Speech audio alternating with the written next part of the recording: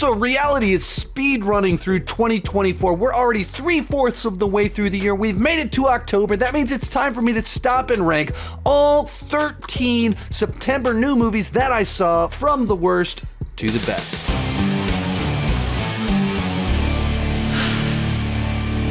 Hi, my name is Sean, and I love to talk about movies and TV way too much. With that in mind, go ahead and join me down below in the comments section. Share your ranking of the September new movies that you saw. My list is not the right list, it's just my list, and I would love to see yours. As we go into this, one of the reasons I was able to see 13 new movies in September is because I went to multiple different film festivals this year, and so some of the movies that I watched 6 months ago finally released this month, as well as I was at Fantastic Fest this month, and several movies that are September movies premiered at Fantastic Fest. Thus, I saw a lot of new movies. And for September, which is often kind of a weaker month for movies, there are quite a few surprises in here. Some fantastic movies in here. So let's get started. In last, Azrael. Now, to be perfectly clear, this is a movie I really wanted to enjoy. I thought I would enjoy.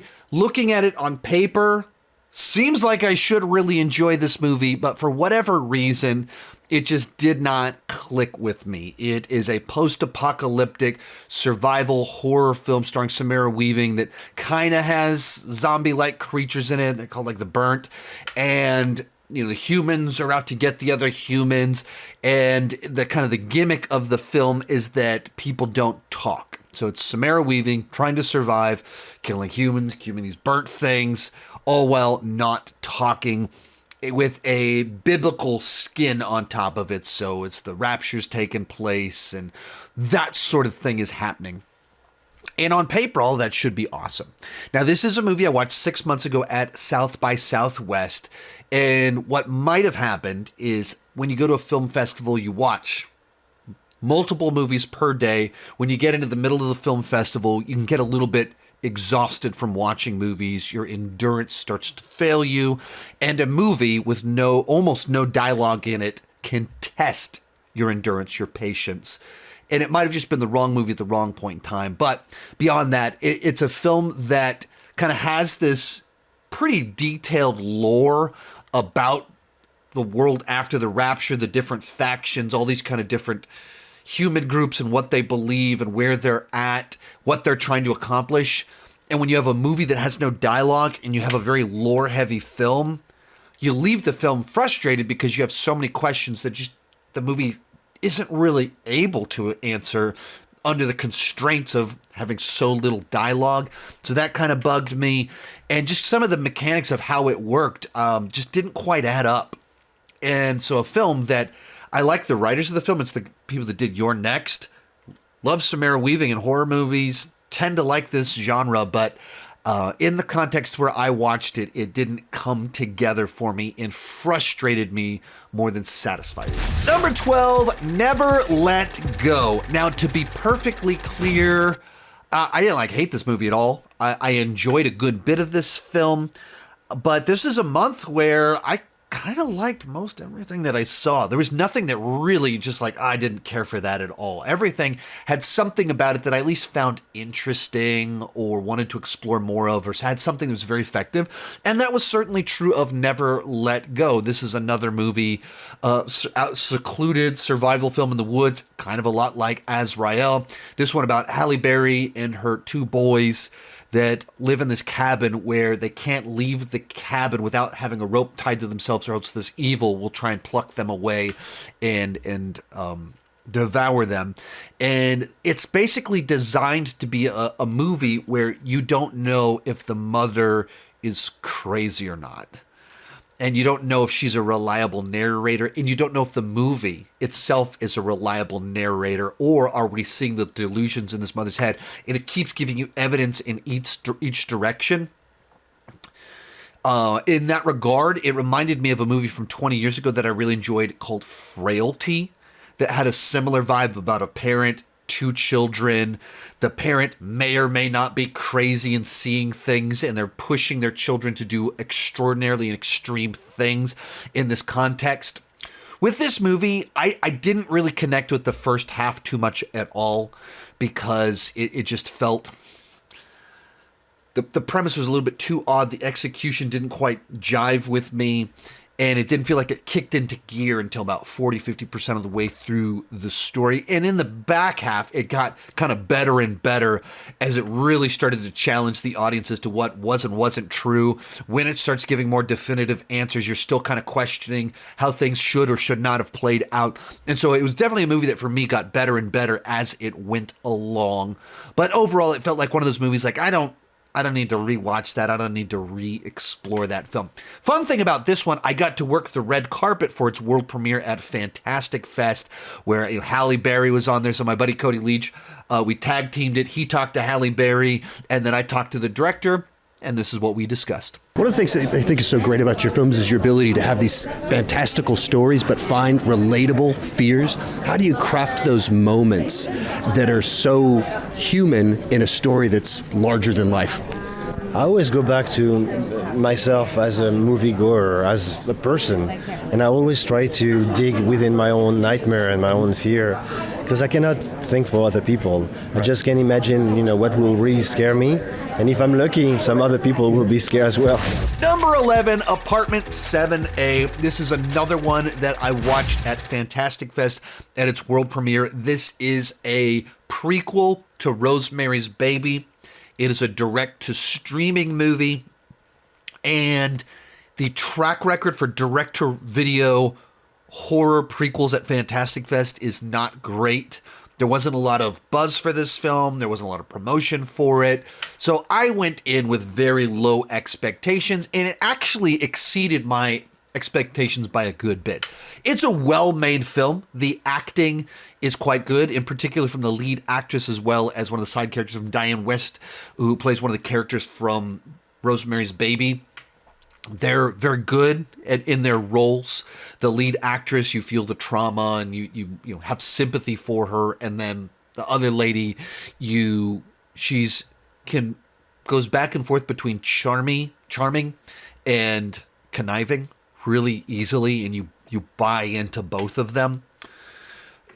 On the storytelling level, I mean, it hits all the right beats. It makes sense. It's cohesive. All of that stuff. The problem with the film is that I just didn't feel like it had anything unique or interesting or new to offer. It just felt kind of bland and flavorless to me. Like, well executed, well acted, some nice shots, but kind of that feeling of what's the point? As you're watching it, it had like a lot about the lead actress's career trying to be a ballerina. And so we're going to tryouts an awful lot and practicing a whole lot. It's like, okay, we're doing it. We're spending a lot more time on the dancing than on the horror and the thrills in this horror thriller. And at its core, I think the basic premise limits how thrilling and exciting it can be because it's a prequel to Rosemary's Baby. It takes an event from that film and goes, let's tell that story that takes place right before Rosemary's Baby. So the whole time you know where this movie ends. And because it's largely a prequel remake, it's telling the same basic story, but one time before. If you've seen Rosemary's Baby, you know exactly where this movie is ending and how it will deviate at the same time from the original film. And it just didn't have enough of artistic flair. There's a couple things I was like, that was kind of cool, but it doesn't do it quite enough. So a competently executed film. It was much better than I was expecting it to be. But if I'm in the mood for this type of horror thriller, I would just rewatch the original one. I don't need to re-explore this one. The original is a classic, and this one's kind of the same thing, but definitely not a classic. Number 10, The Killer's Game. This is a new Dave Bautista assassin action comedy. I'm a sucker for these kinds of movies, so I had a good bit of fun with this movie. It's high energy. It doesn't overstay its welcome. The action has a nice flair to it. They bring in some people like Scott Adkins that are very talented at the martial arts. And so, superficially speaking, it's a fun watch if you like high-energy assassin movies. But kind of beyond that, if you just kind of dive into the specific script itself, it doesn't have much new to offer the genre. And it's a movie that was kind of in like development. They wrote the original script for it like 30 years ago, and they kept rewriting it, new people attached to it, different people were involved. Finally, it comes out, and it's the kind of movie where there's just gigantic lapses in the basic logic of the film, of like what our lead character does. This is not a spoiler. This is just the basic setup. He finds out that he's dying, and so he takes out a hit on himself because he has a life insurance policy that's going to leave to his girlfriend that he hasn't been dating all that long. And so he takes out this, he pays a bunch of money to put a huge hit out on himself. And you just immediately go like, wait a minute, why would you take a hit out on yourself? Why wouldn't you, instead of putting $2 million hit on yourself, why would you just give her $2 million? Like, I don't understand the logic of this. Clearly, you have a lot of money you could just give her. And it doesn't establish that the girlfriend needs money. Like, she has dreams that she thinks she's trying to do that will help her, but not in the sense of, like, she's in big trouble if she doesn't get this money or something. Like, it doesn't... The basic setup feels like, what? You couldn't iron out these kinks? This is the movie. This is the plot. And felt like you never put any thought into it despite having 30 years to fix the script. It's that kind of thing that just, it's so ill-conceived that it annoys you. The mechanics of the action, all that, it works, it entertains. So a movie that if you just want an assassin movie that's high energy, you'll have fun with this. If you watch it on streaming, if you like that kind of thing, you'll have fun with it, but it's not going to be anybody's favorite action movie of the year. Next up, G.O.A.T, the greatest of all time. This is an Indian film starring Vijay, an actor that's going to retire soon. And essentially, it's a story where he's this kind of secret agent guy, and he ends up in a situation where his long-lost son reemerges, and there's this whole kind of mystery of what's exactly going on. Where has his son been? Why is he back? What is his son up to? Are they on the same tide? Are they not? There's a lot of fun to be had in it. The back and forth, the cat and mouse games in it. But also was a movie that was pretty uneven. Some of the production value was really low. And what I mean by that, it's like when it gets into the part where there's this actor, him as the dad and him as the son, it's really well done. The chases look expensive and flashy.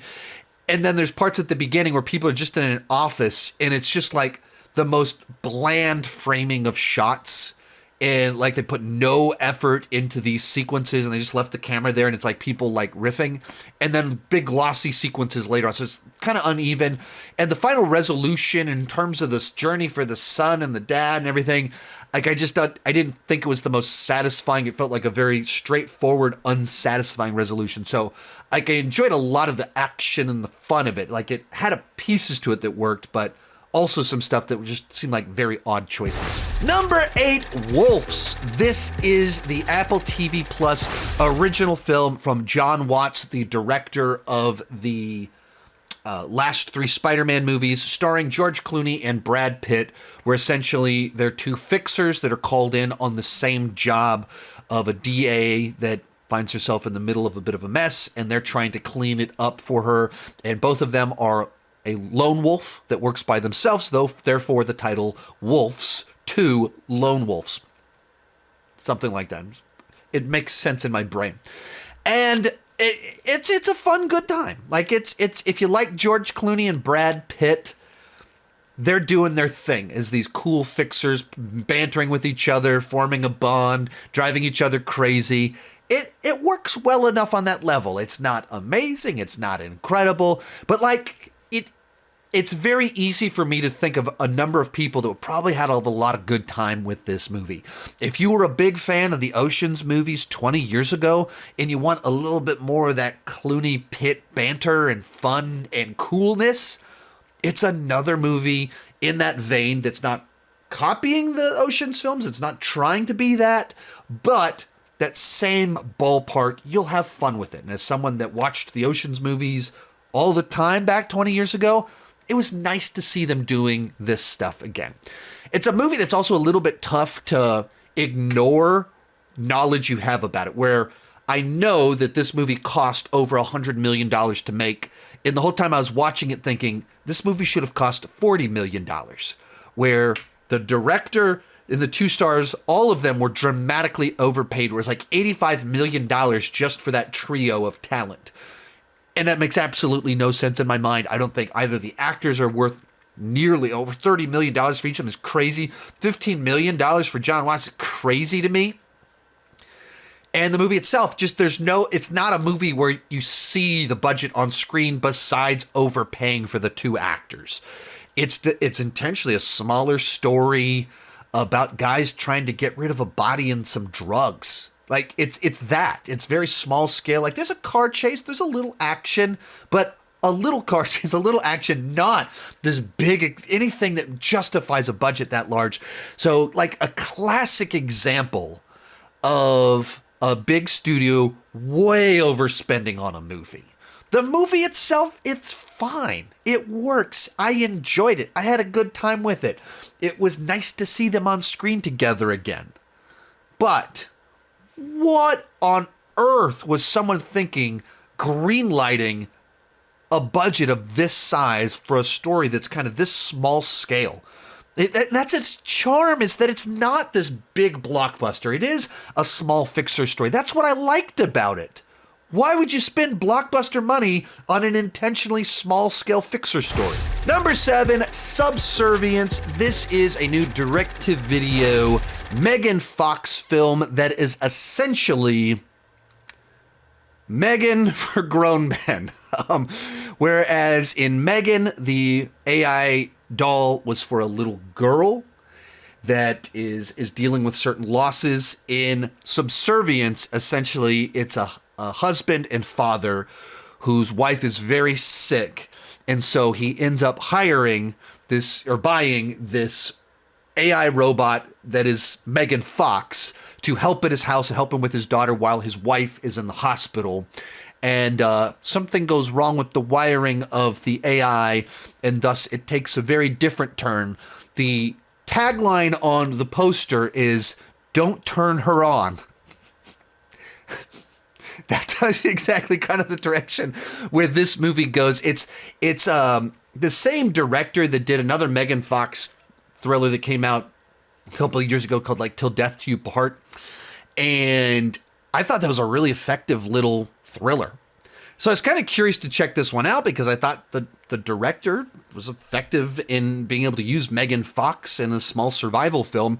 And I would say the same thing here. It's a fairly straightforward concept. It is very similar in a sense to Megan, but it's a very different movie for Megan, playing to a very different audience.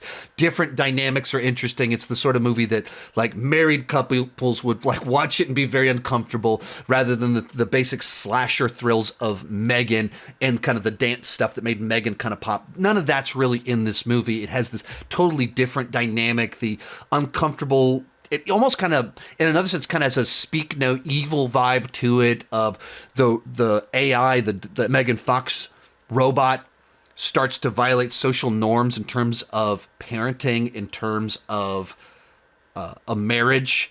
And so you're just really uncomfortable, and that lack of comfort starts drifting more and more towards danger and violence and threatening things towards the end of it. And I just, going into it, watching a direct-to-video thriller that's kind of Megan-esque, but for a different demographic, I thought it did its job. It delivered what I wanted out of the film, and was one of the better direct-to-video films I've seen this year. Number 6, Beetlejuice. And I thought this was an enjoyable Beetlejuice sequel. Given the track record of long-delayed sequels, this one did a good job. Michael Keaton has not skipped a beat. I think they picked the right plot elements to continue. Bringing in someone like Jenna Ortega, she fits really nicely into this world. And, the chaos and insanity that you want from a Beetlejuice movie, this movie delivered it. I do think there were too many plots in this movie, so it's not just a slam bang total win here, where for every plot that you're like, that's a good plot line, there's another one where you're like, okay, that's just stealing time from the better plot lines. And because of that, it felt like certain plot lines are sidelined. Like Monica Bellucci is introduced at the beginning, and then she just like lingers in the background until the end of it, where she just pops back up briefly. It's like, what? Were you planning on doing something different with that? Did you have 3 scripts and you tripped and fell and just mashed them together and lost some of the like, what happened there? Like the main plotline is maybe the most interesting one about Jenna Ortega. Takes a little bit too long to get started and it's resolved too quickly. But then again, I mean, I think the fun of Beetlejuice is more the characters in the world than the plot. You're supposed to have a lot of chaos. It's supposed to like feel chaotic and hyperactive, like we're flying around. That's Beetlejuice. That's the appeal. So I think it delivered what I wanted out of a Beetlejuice movie while not necessarily being a new classic or anything like that. Number 5, Speak No Evil. Point of reference, I have not seen the original Speak No Evil. I didn't watch it when it originally came out, which is only a couple years ago. And then I essentially chose not to watch it before watching the new one because inherently when I do that, it turns my review into a comparison. I'm not just reviewing the movie on its own merits, I'm reviewing it as a comparison to the other movie, how it changed, which one was more effective. And since I hadn't previously watched it, I didn't feel the need to do that. I didn't want to do that. And so for me, I thought that this was a very effective thriller that starts off on one level where you have these 2 couples kind of vacationing together and one couple just constantly is committing all these social faux pas, violating social etiquette, saying things and doing things you're not supposed to do, and thus making them uncomfortable.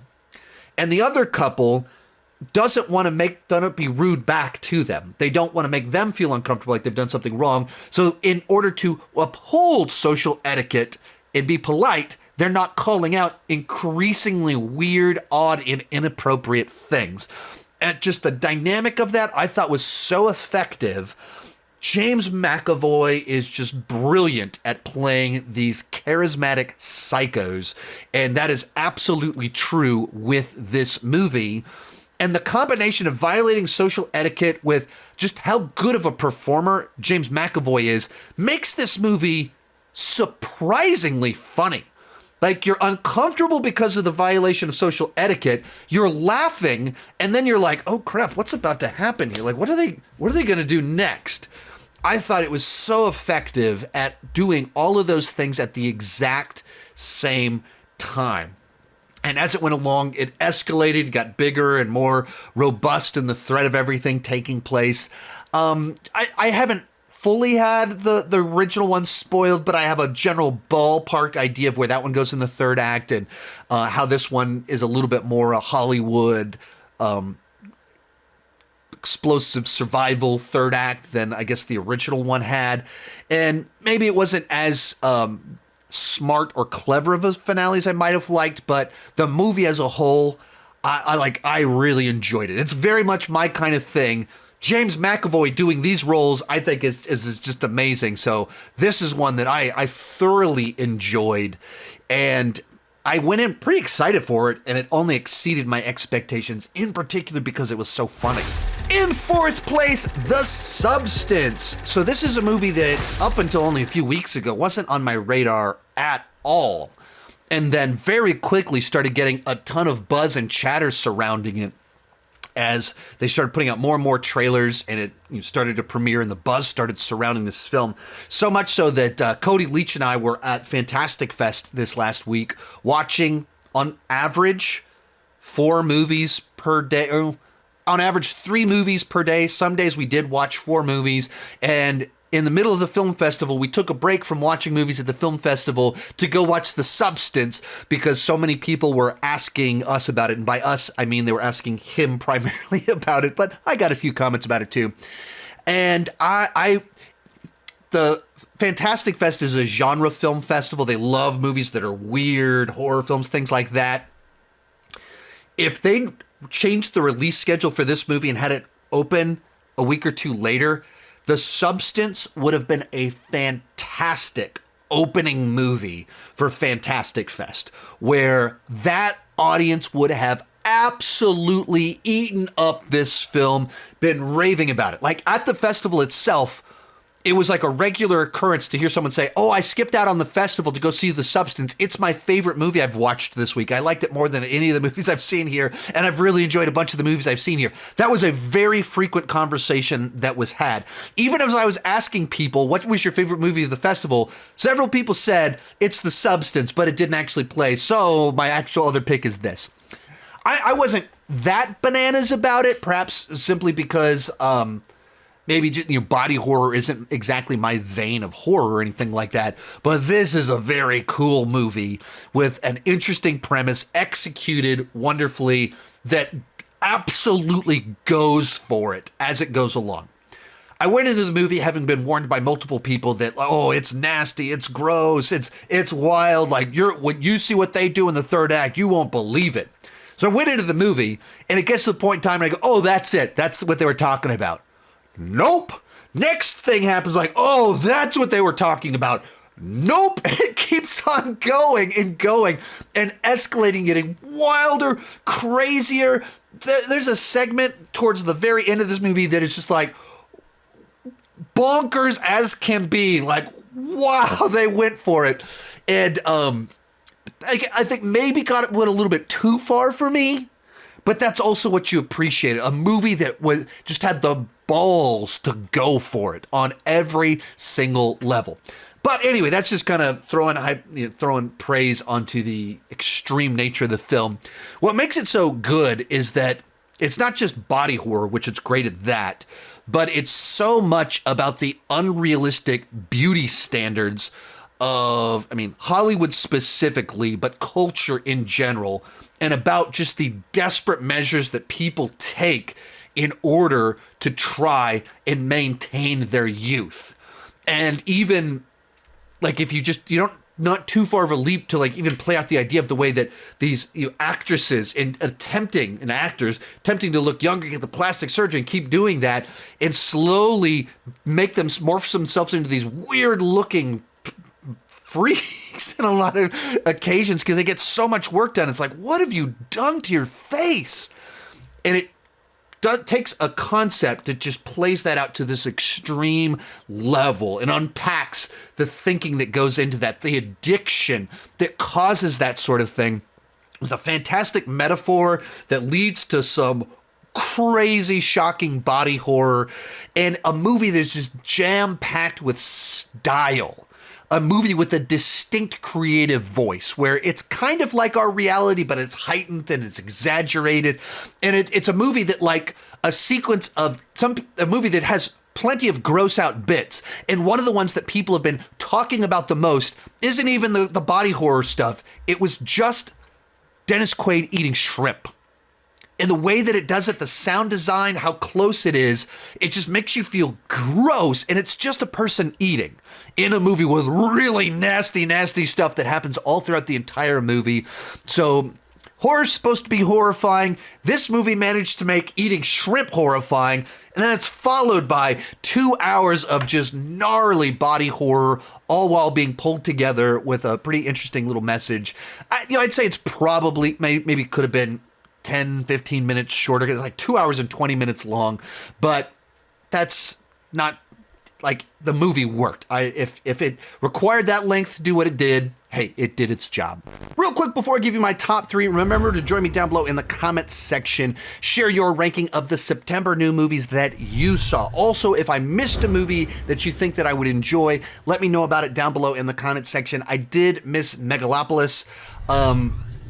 I was at Fantastic Fest, and it actually did play at the festival, but played at the same time as something else that I really wanted to go see. So I missed it at the festival. I also couldn't get a ticket to it at the festival.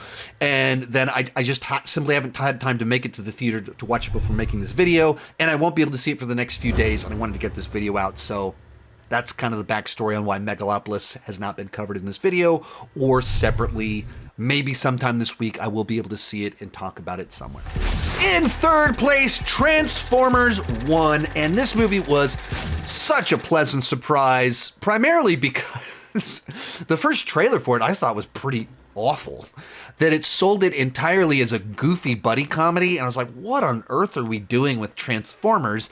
The movie itself is like the Transformers movie that a lot of us have been waiting for a long time, which is to say a film entirely about Transformers, no human characters, and set on Cybertron. And they delivered it, and it was good. It was really good.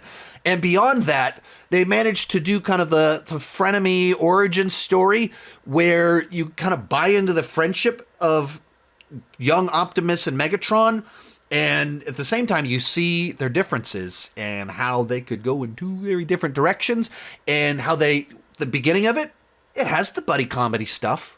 Like, at the beginning, that's what makes the entertainment value when they're just working their jobs. But then very quickly, they find themselves fumbling their way into this big, epic quest that is battling for the freedom of Cybertron, and what they learn along the way, what they experience, who they meet, those differences in their values and their worldview and their experiences and how they butted heads before start to drive them in very different directions. And so it feels earned, it makes sense.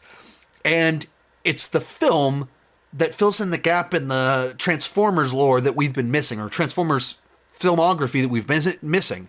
That story set on Cybertron, not about humans, all about their world and what led to the tension and conflict there. So, big triumph. Our runner-up, Rebel Ridge. This is a movie that they dropped the trailer for it just a couple weeks before it dropped on Netflix, and Netflix original movies don't have the best track record.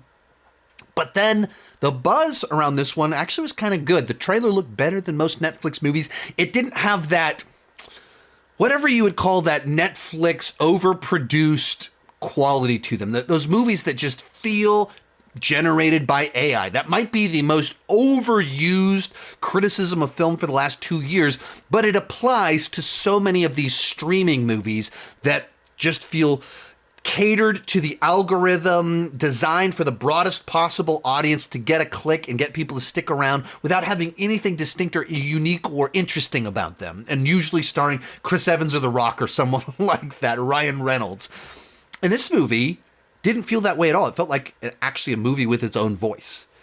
And I watched it and I went, this might be the action movie of the year.